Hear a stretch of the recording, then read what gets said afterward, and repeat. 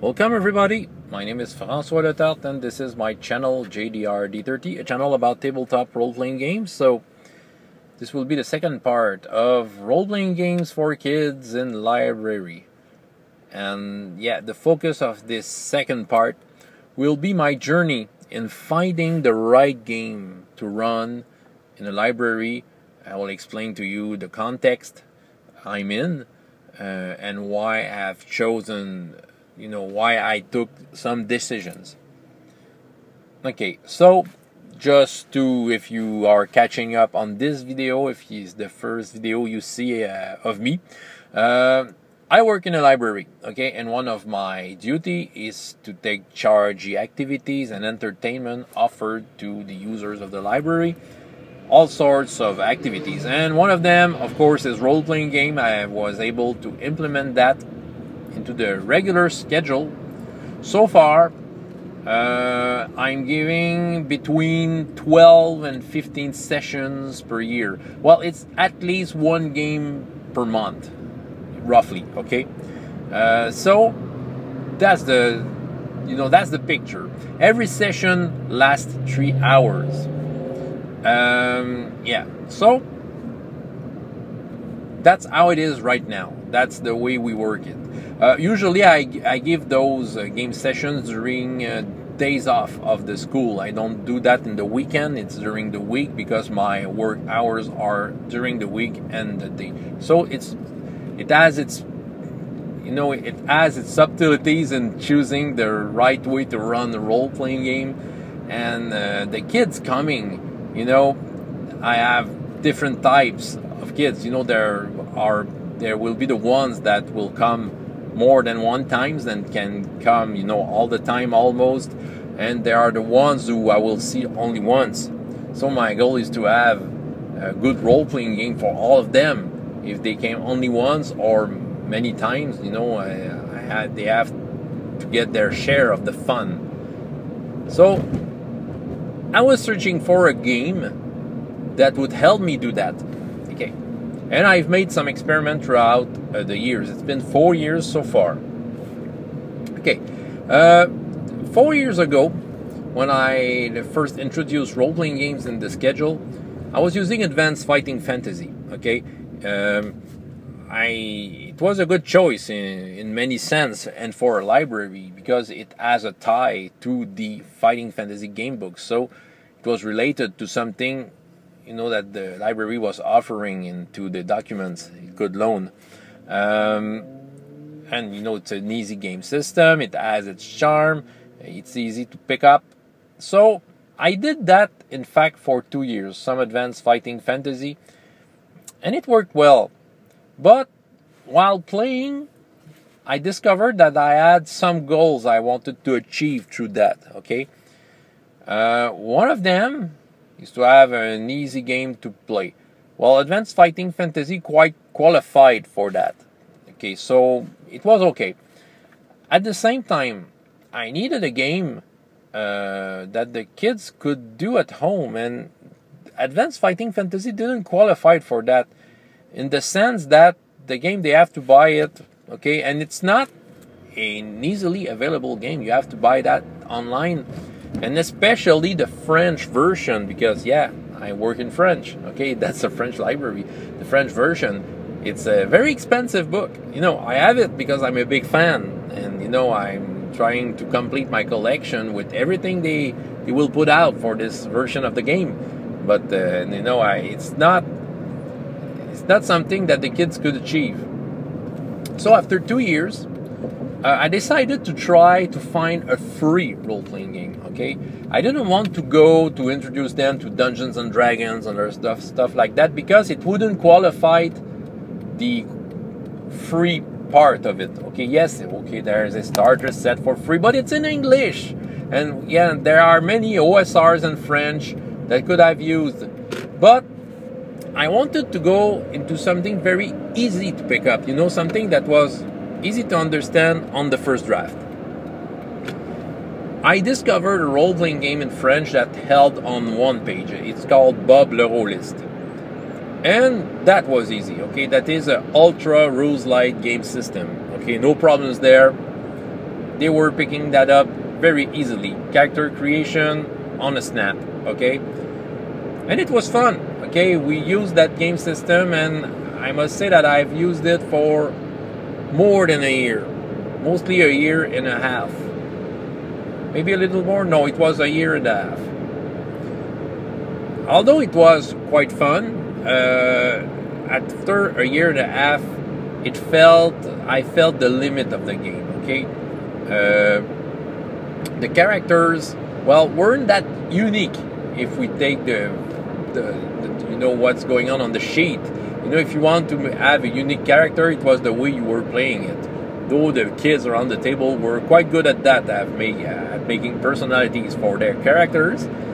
But the game system, you know, at some point it was a little boring because the players that came one session after the other, you know, had some sort of experience. This was included in the game, but at some point their character, you know, it kind of succeeded everything they were trying. Okay, that game has limits.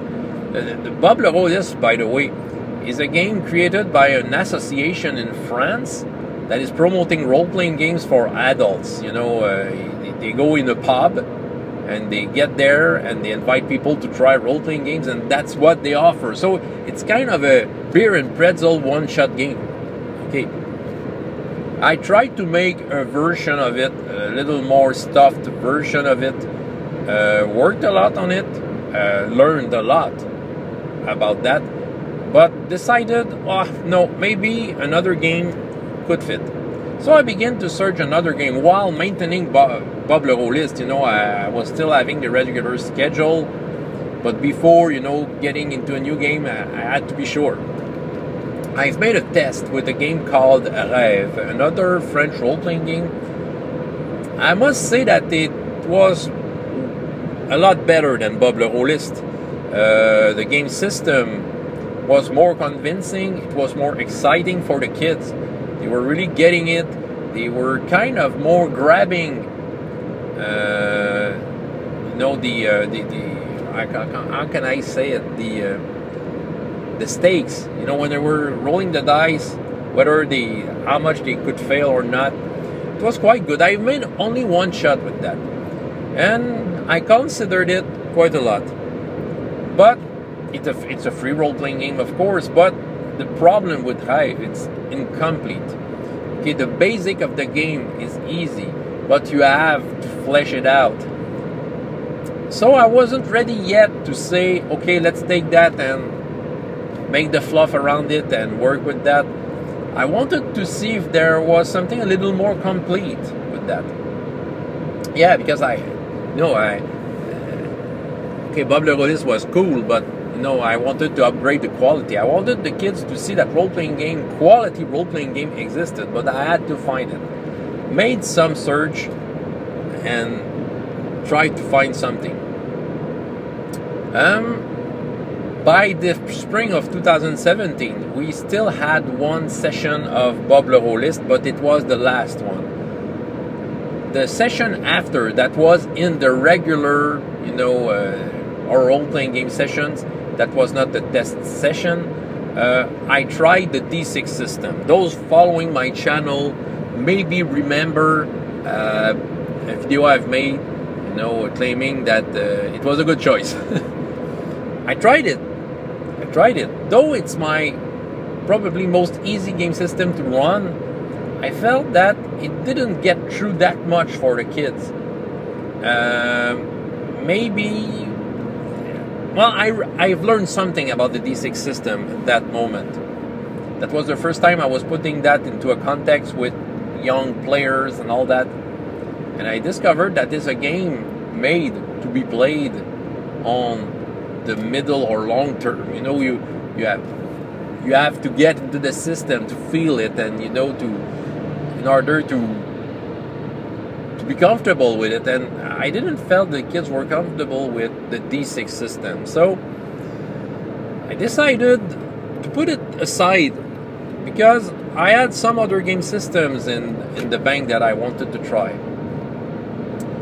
I tried a game called Super 6, another French free role-playing game.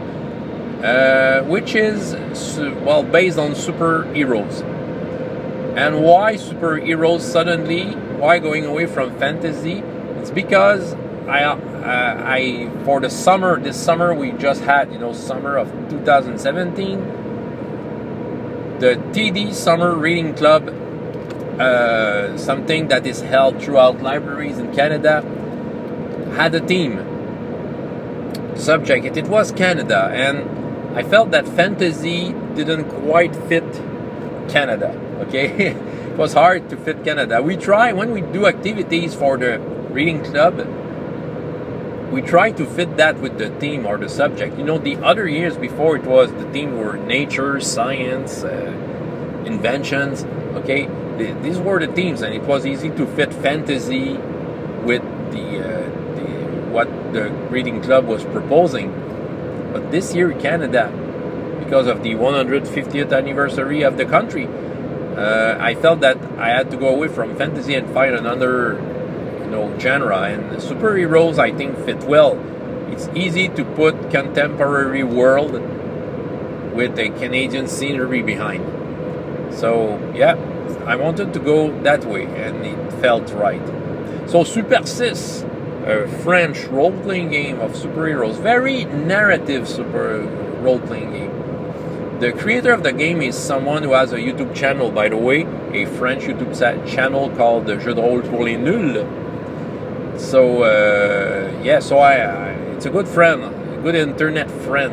We talk, we exchange a lot. And I said to him, I want to try that. And I was reading the game, and I was very enthusiastic about that game. I felt, I think that could be good. Very narrative, and being narrative and superheroes sounded right in my ears. Because, if you want to do over-the-top actions, well, you don't have to be restrained by numbers. So, I've made a try. I've made a group test. It was a group that was not in the regular schedule of the library. I invited some of the regulars to come by. I asked them to create heroes, to send me by email their hero concept. I translated that into the Super 6 game system, and we tried a session. In fact, we tried 2 sessions, and after 2 sessions, it didn't felt right. The game is good. The idea behind it is very good, but it didn't get through. It was a little cloudy on how it works.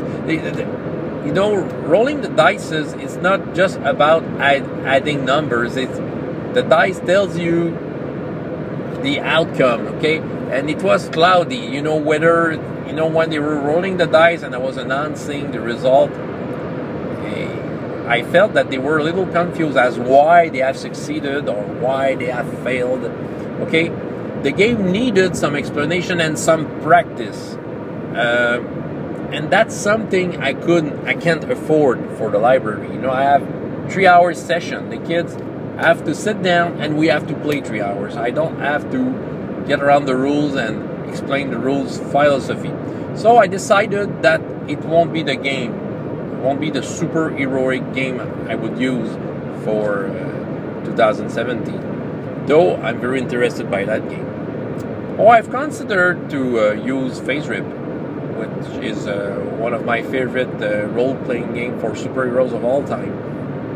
And there's a French version of 4C, which is some sort of a retro clone of FaceRip. 4C in French. But even though it's simple, I felt that it had just a little bit of crunchiness to it. Like the D6 system, in fact. You know why the D6 system wasn't retained? It has just that small bit of crunchiness that may be just a little too much if I want to be efficient and, right into the action. And it uses D10s, okay? Since it can be free, but the kids would have to buy D10s. And, it's my goal to make it as more accessible as possible. A game that used D6 because they could find some D6 into one of their board game at home or buy them at the dollar store. That's a goal, that is reasonable. So it's a public service, so I I can introduce role-playing games and have even kids from low wages family have role-playing games at home. Get this kind of escapism. Yeah, that's the big goal. Then came a game called Tranchons et Tracons. Tranchons et Tracons has popped out often in my search for a free role-playing game. That name came very often, but that name is awful. If I translate the name of the game, it's Slash and Track. Okay, it sounds like a comedy. Well, in French, Tranchons et Tracons is kind of some sort of a parody of the name Donjons et Dragons, the French name of D&D. Okay, so already we were starting with the parody. So it felt to me that that must be a comedy game.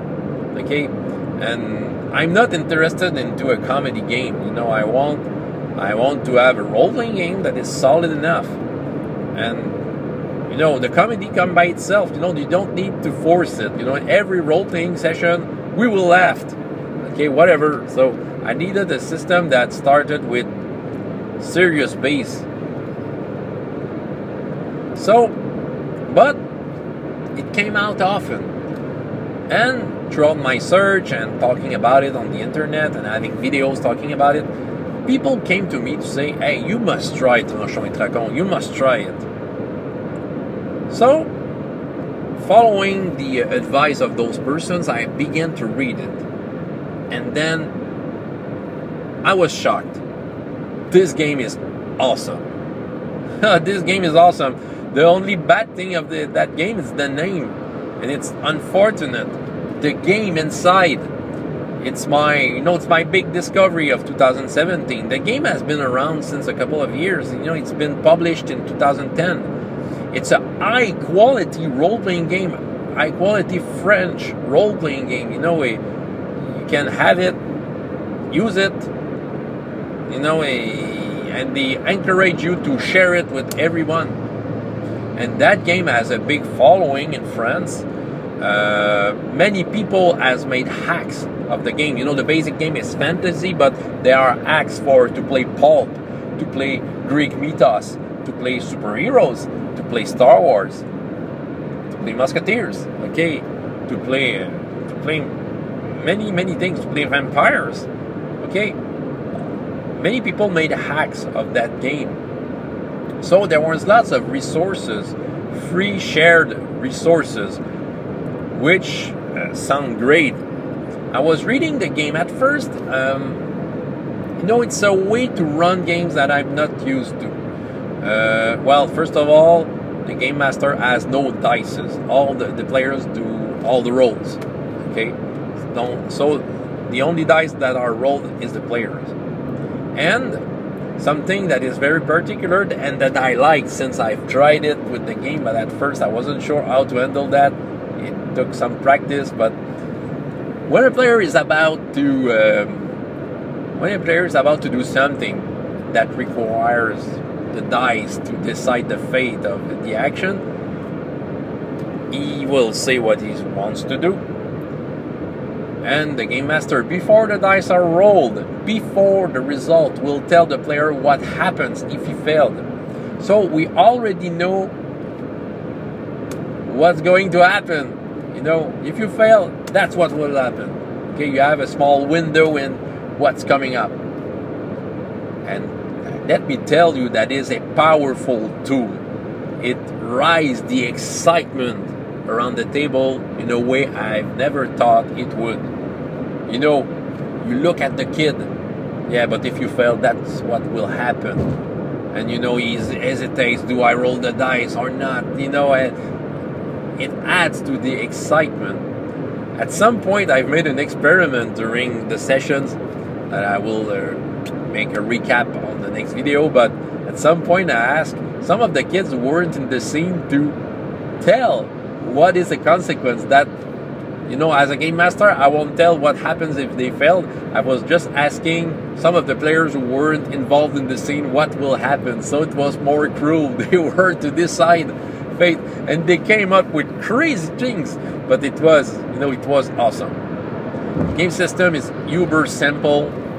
It uses classes, and you know, all the enemies, the villains, are described by 3 numbers, which is basically a number of hit points and a modifier. And what's fun about that is that you can describe whatever you want with the enemy, what he's doing. You just have to be coherent with its description. And you know, if the character fails the roll during an attack, it's because the enemy succeeded in doing something that was already described before the dice were rolled. And you know, it goes fast, the combat in that, and yeah, they are very dangerous combat. I've made some tests before the summer reading club. I wanted to be ready for the superheroes. The first test I made was with Greek mythos. I was invited at a teenager's birthday who wanted me to run a game for her. It was one of my regular players, and for her birthday she asked me, "Oh, would you come at my place?" And you know, it was a job. I was paid for that. You know, her mother wanted instead of having a clown with balloons, she wanted a game master. So I've made a Greek mythos hack. I took the Greek mythos hack and it worked. The last session of the spring, the last regular session of the spring, after the session I tried D6 system, I've made Tranchons et Dragons. Worked perfectly well. I also had a group test. That tried Tranchons et Dragons for superheroes, yeah. And after those 3 tests, you know, I wasn't mastering the game as much as I would want, but I really felt that it was it. And then came the summer, which will be the subject of the other video, the superheroes. But just to talk about the game, motorcycle, just to talk about the game system, it was a joy to run. It was the perfect game. The game system fit very well the need, what I needed, okay? I have 3 hours with the kids, 9 to 12 years old. Usually I have 6 kids around the table. Yes, I accept 6 players. Since it's a public service, okay, it has to be worth it, okay? If I would limit that to 4 kids, you know, I think my boss would prefer me to do some other stuff than that. But since I can have 6 kids, well, I'm doing service for 6 users of the library, which, you know, is defendable. So 6 kids, the game system works well for that. It's a free role-playing game. They can use it with 2d6. They can bring that at home, bring back the magic. That's it, a game. Well, what will I say is big, but that's the kind of game that really teaches you how to make role-playing game. That really teaches you how to take the best of your narrative and put that into the game system. That is really a game for that. Yes, it succeeds into that. It's free, D6. That is a game where if you just come one time to play, if you just attend to one game, well, you will have your share of the fun and a lot of it. Because that's the kind of game that you can give it all in one session. Okay? You will go out of the session and you will have the impression that you have done something. If you are coming back a couple of sessions, well, there's a character evolution that is quite cool. It's not made for very long-term campaigns, okay? It's made for a couple of sessions. And couple of sessions is often what I have to give in the library. So the kids will feel their character being powerful, but they feel that they will have to use what they have. They have to give it all.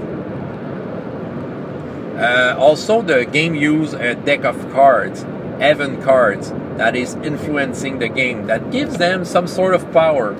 And this is very cool, you know, it brings so many surprises and, you know, so many, you know, how can I say it, you know, so stuff that we weren't able to see in advance. Okay, many surprises, and you know those cards are some kind of a reward if they're role playing well, or if they make something cool. I give them a card. If they do something too silly, too out of the game, I can remove a card. This is some sort of reward, but can be some sort, you know, of reminder of how to behave. Well, it helps to discipline the kids at the same time, because they want the cards. They want to play that card that just turned the table completely. They want that. That is a game for that. So Tranchons et Tracons is a big discovery. It's the perfect tool to what I need. Okay? Yeah. So I found it. I finally found it. I was doubting that I would found that, but you know, the big advantage here is that it's adaptable to any setting. This is a generic system that has a lot of panache, and you know, I can let the thing go and see what the kids is coming about, and it will be resolved very easily. Since the start of me making role-playing games for the library with Tranchons et Tracons, it was the first time that I didn't felt rushed by the time. You know, I was able to finish the adventures in time. You know, it was because it was easy just to get through what the kids were doing, and you know, proposing stuff from the plot all the while and seeing what they will do with that. Other game systems, you know, sometimes combats can be a little long, and you were losing time in minor combat when you arrived at the big boss at the end. And you know, I was checking my watch, and you know, I had to cut short, but it didn't happen. You know, every cliffhangers were highly epic. Oh yeah, we had some dramatic characters dead into that. One character dead, you know, she died, and she had a card that said, "No, you didn't die. You just made it." You know, short. You know, you're still alive. She had the card for that. You know, she was lucky because she was losing her character. Oh yeah. You know, the unfortunate part of this game, it's not in English. That's the case of many great French role-playing games. You know, guys, in English, you're missing something. Some French role-playing games made it to the English market. In Nomine, Shadows of Esteron, just to name those. I'm sure many other games were translated in English. But you know, they have very special role-playing games, and I love to discover them. And Tranchons et Tracons is one of them. And the author, you know, I've wrote to the author, and he told me that it was one of the projects to translate the game and bring it in English. But he don't have the time to do that. He has many more projects, and you know, he's doing it on his free time. You know, it's a free role-playing game, so. Yeah, no pressure here for him. You know, he doesn't feel the obligation to do it, since he will give it for free. So if someday it comes in English, I will talk about it a lot. So that was my journey. I find the perfect role-playing game for all the reasons I've stated, and it's Tranchons et Tracons. That is the tool. I will keep it. Yeah, next video.